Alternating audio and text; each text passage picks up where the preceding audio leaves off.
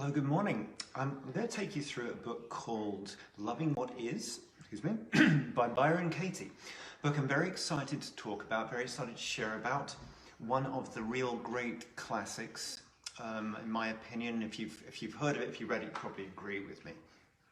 Loving What Is by Byron Katie.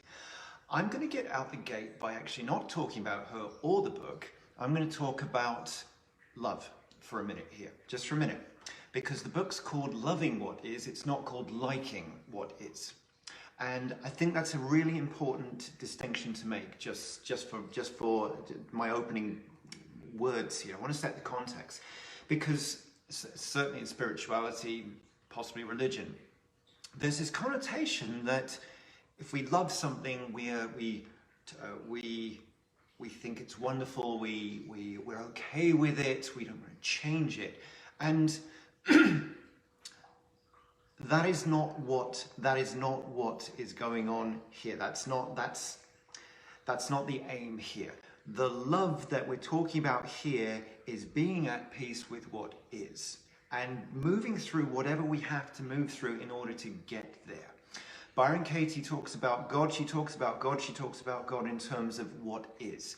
And if something, and we might want what is to be something other than what it is, but what it is what it is. I'm going to try and explain this. Because we spend so much of our time and our lives fighting and resisting what actually is. When we can actually get into that place of accepting what is, things move, things change. I'm going to try and explain this.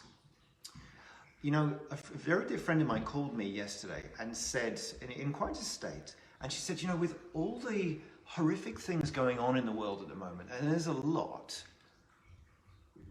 what does self-love have to do with it? Like, how can I even think about self-love when all these awful things are going on?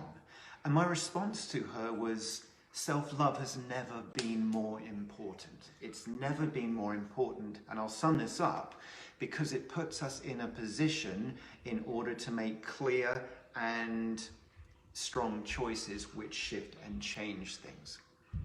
All right. Byron Katie. Byron Katie, she's got to be in her late 70s now. She wrote this book when she was 43, a couple of years older than me, after she had had years and years of rage, of pain.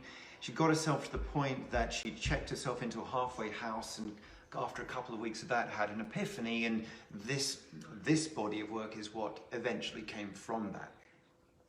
What the work is, because that's what she refers to it as, I'm going to back up a minute. The work is simple. It's very simple. It gets criticized for how simplistic it is, but that betrays how very deep it is, okay? Very, very deep. I discovered this when I was going through a very tough time a couple of years ago, trying to understand why things were happening and so on. The work is 4 questions. It's 4 questions. The first question is it true? The second question is, can you know for absolute certain that it is true? The third question is, how does that thought make you react?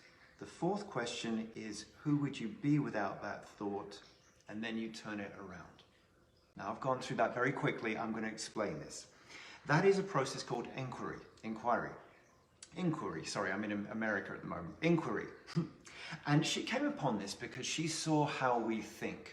She saw how we think, she sees how we have these stories about our life, about other people, about the world, the stress that it keeps us in, the anxiety, because we have our fixed interpretation of the world and we don't veer from that.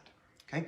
And that's why we can stay in certain patterns, that's one of the reasons why we can stay in certain patterns for years, decades, and some people for their whole lifetime. So she developed this thing called inquiry, the work, these 4 questions and a turnaround to help us unravel that. And it's really quite remarkable.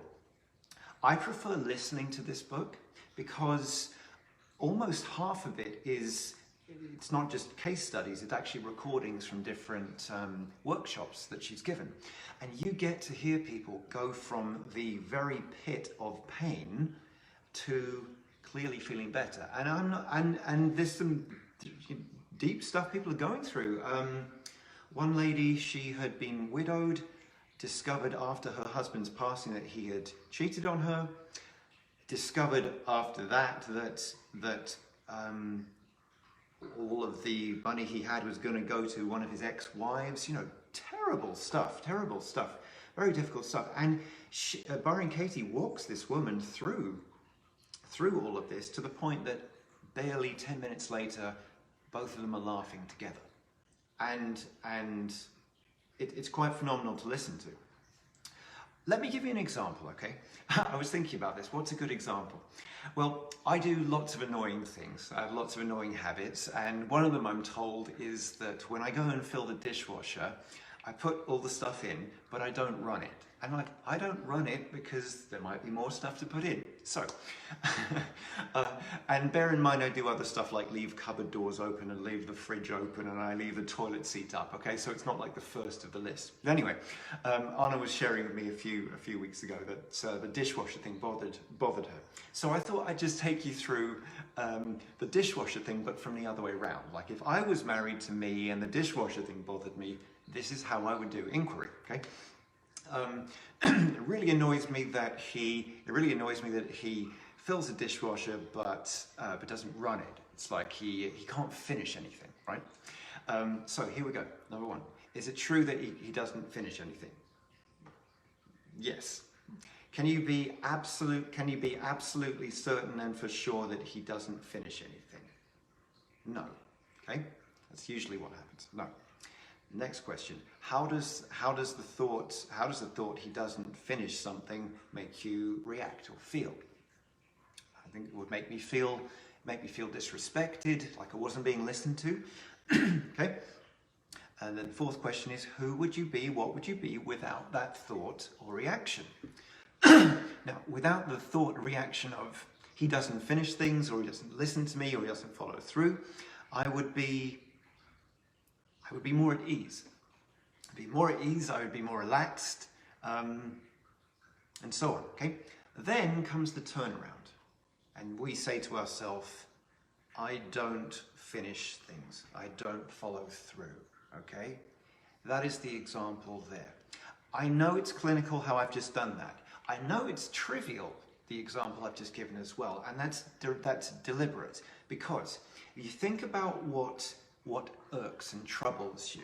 We've got trivial things, we've got deeply traumatic things, and then we've got things that are going on in the world that we just can't get our heads around.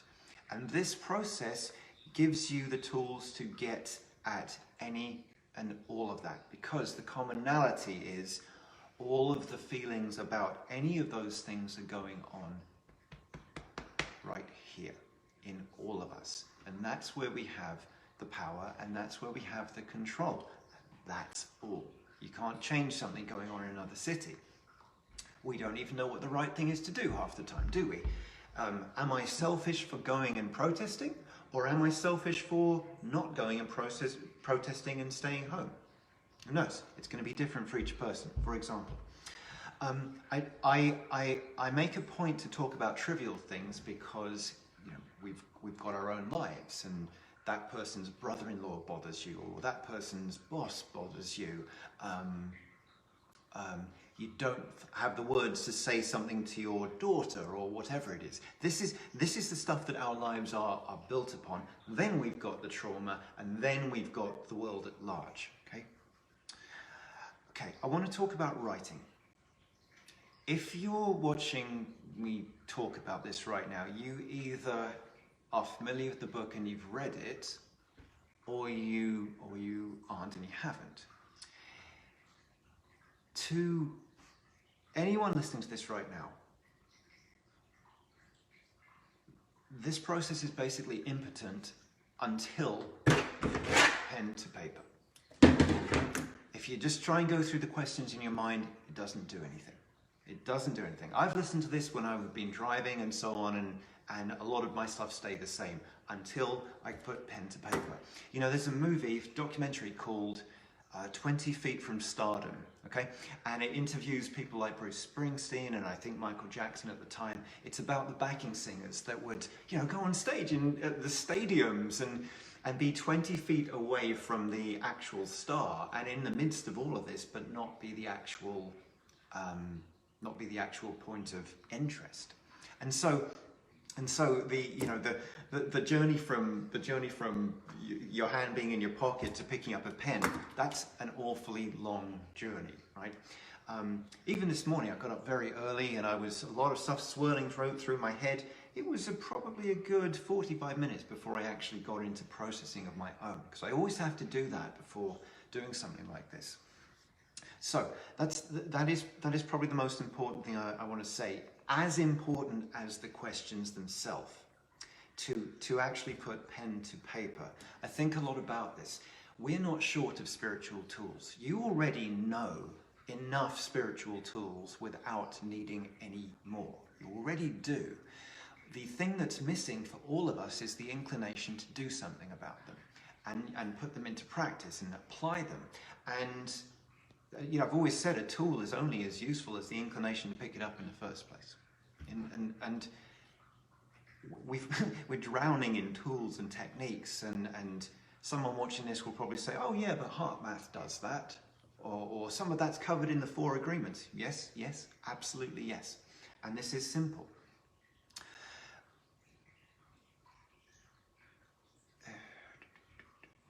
Okay.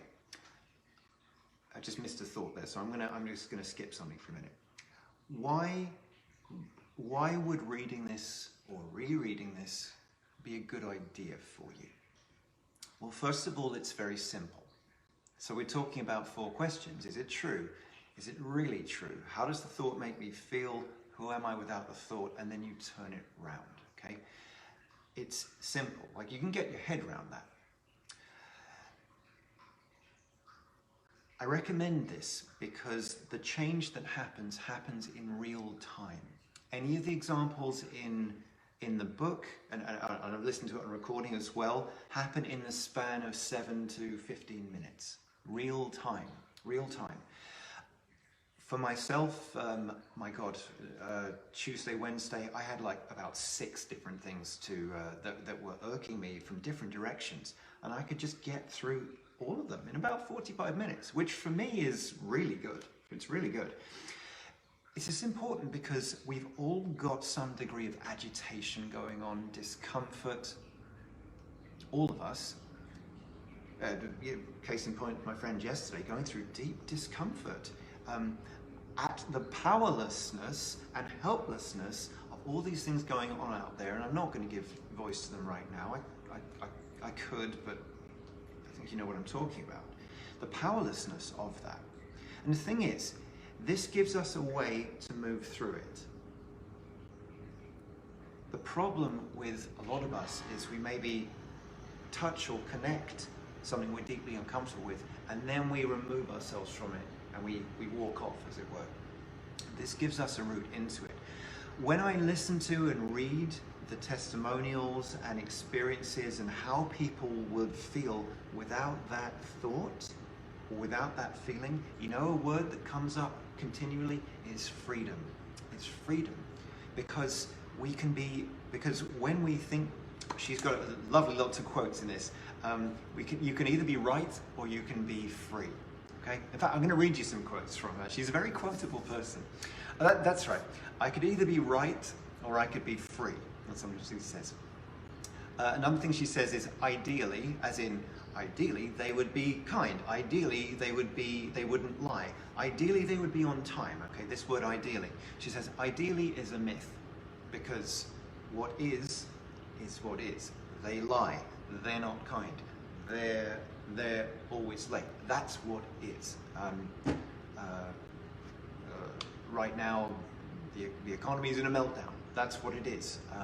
No one's really sure what to do about coronavirus. That's what it is. People are very, very bent out of shape about a lot of things right now. That's what is. She says there is only what is, not should be. This is a good one. The mind needs freedom, not a straitjacket. Okay? We get really bent out of shape about guilt putting ourselves under pressure, feeling over-responsible, punishing ourselves, and doesn't help. Doesn't help. This is a good one. Don't be spiritual, be honest instead. Okay, so don't be spiritual, be honest instead, because spirituality has us sugarcoat things, toxic positivity, and stuff like that. And it doesn't help. Doesn't help. Putting a shit-eating grin on your face, it doesn't change anything. It's a mask which you are going to at some point have to remove. This is a good one. If you think you're enlightened, you'll love having your car towed away. I laughed out loud at that one. Thought that was funny. All right. What's there to say?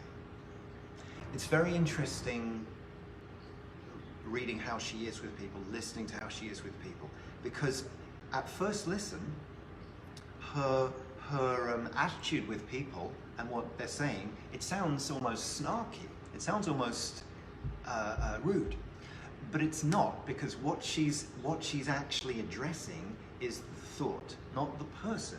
She's giving love and full attention and full presence to what is and calling it out. And it can sound blunt, but it's actually not. It's actually great love. It's actually great love being offered to the person. I also recommend you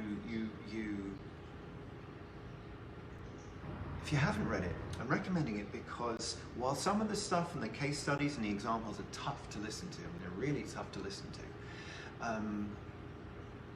you get to see a transition happen in real time, real painful transition happen in real time, difficult things going on. And, okay, of the horrific things going on in the world, or a deep challenge you've got, a deep trauma you've got going on, when there isn't a perpetrator, what do? She gets to this at the end of the book. Instead of, when there isn't someone that's done something to you, instead of saying that person, you say my thinking. You call out your thinking on it. Okay? This is important because we've got this word reality, we've got what we think it is, and we've got what it actually is. And you probably see the same memes that I do, and apparently we have a choice about being angry, we have a choice about being peaceful, we have a choice about all of these things. You ever ask yourself, like, what does that mean? What does it mean I can choose to be angry? I don't have to choose to be angry, I am angry, right? That's how we feel when we're angry. The choice we have is to sit down with a pen and paper and do something deadly simple like this, which literally walks us through, in the span of no more than 10 minutes, something that could easily keep itself alive for 10 years. Easily keep itself alive for 10 years.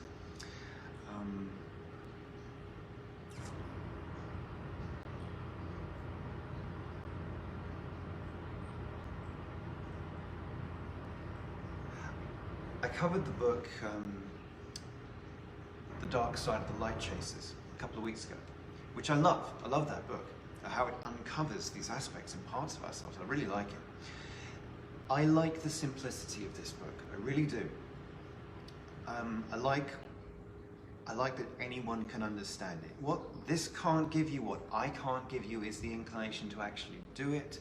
I used to run into so many people a few years ago that knew this book, or they were practitioners, or they taught it, but they hadn't actually done it for themselves in a while. So that's the golden ticket, to actually do it, It strengthens you every time. It expands your capacity to love, to hold space every time. I think about the work you need to do in order to do the work. If you're no, I'm not going to say that. I think someone would have to know what you were doing before you would apply this to someone else in real time. But you know what? Never mind other people for a moment. It's about you. It's about you. So here is the invitation, if you like. Something's going to make you uncomfortable today. Something's going to piss you off. Something's going to piss me off today. I know that. The invitation is to sit yourself down, take the minimum amount of time stewing over it, sit yourself down, pen and paper, the 4 questions and the turnaround. I have done this on politicians. I have done this on school shootings, okay? I've done this on very unpleasant stuff because anything outside is going on inside.